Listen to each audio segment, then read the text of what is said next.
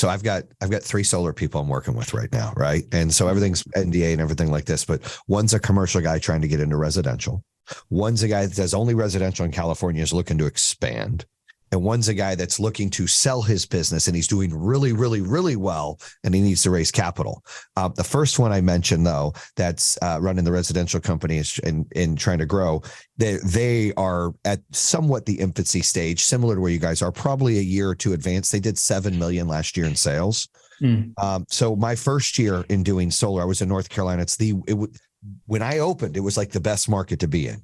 You had the 30% tax credit for the feds, and you had 35 for state. So you had all these, what I call locusts, people that don't operate in the state, that come in and take business and then leave the customers hanging. You had locusts everywhere. It was bad. NRG, all of those companies back when they were exploding.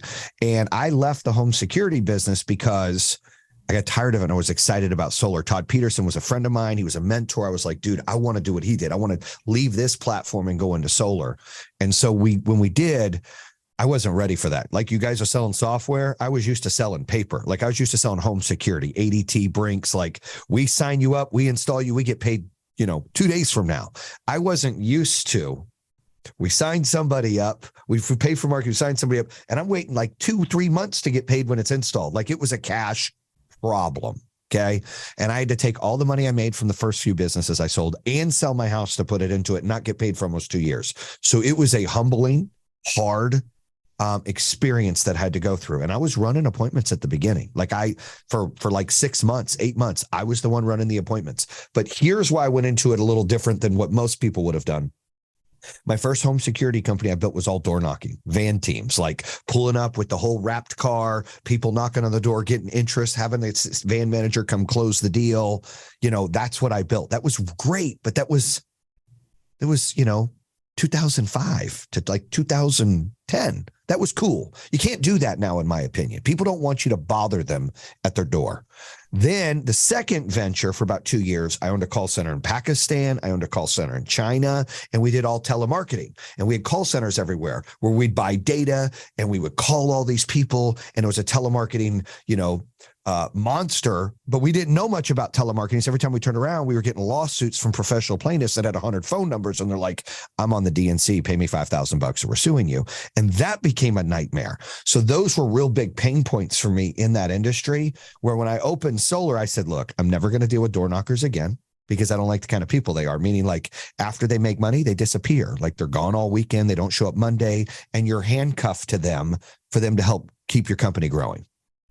2, I don't want to deal with telemarketers or call centers again. I don't trust people. I got sick of small Mickey Mouse lawsuits for Johnny, who has a call center in Texas. It's like, hey, we'll sell you alarm deals, and you think they're following the rules and they're not. You get sued on behalf of.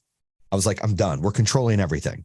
So the first 6 months, 5-6 months, I was buying from Solar Reviews. I was buying from Clean Energy. Like, actually, Clean Energy Express, we were one of their first customers, helped put them on the map. But we were buying from them, doing all those things, right? And it was a mess. Energy Sage was a nightmare. You're bidding on people. And I'm like, this is bullshit. Oh, yeah. Yeah. So I said, that one as well. Oh my God, it's the worst. So I said, you know what? We haven't touched those in like 7 years. Right. And I'm like, okay, I'm not doing this. This is a failed experiment dealing with these guys. I'm going to learn digital marketing myself. So I would learn how to do the lead gen myself. And they didn't have YouTube courses and stuff, 2015 when I opened up. And I'm trying to figure this out. I'm like, I'm one that I like to get my hands dirty and learn it. So someone can't bullshit me, right? Someone that works for me can't go, man, this is how you do it. No, it's not, dude. This is how you do it. I don't want to hear that. Like, you're full of, like, no, like, this is how this works. Don't blow smoke. So I figured it out, and it started to work to where I was creating, it was, wasn't as great as it could be, but I was creating enough leads coming in where I would have people call and qualify them. And then I would send people out to run them.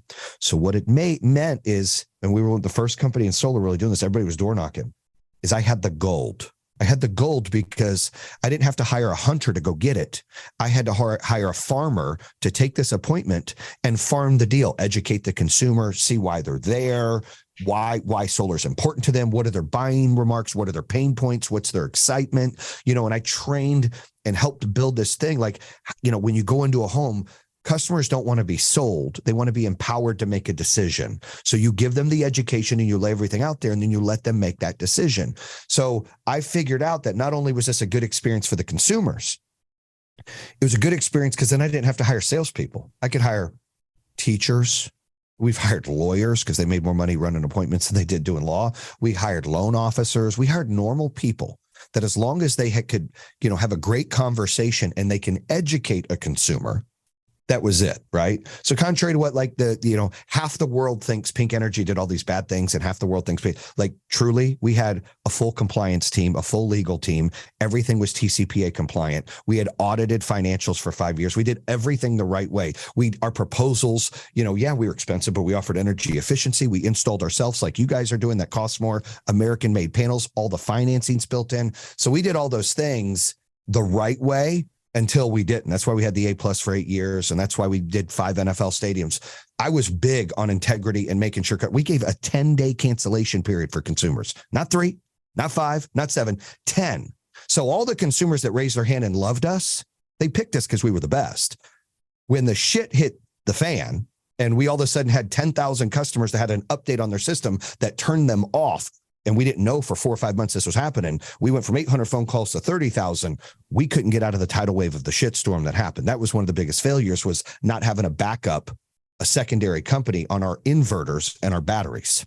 Mm-hmm. And that was the issue that happened. That's a whole nother, can of worms. But what I learned in that situation as we grew is the bigger you get, the more compliant you have to be.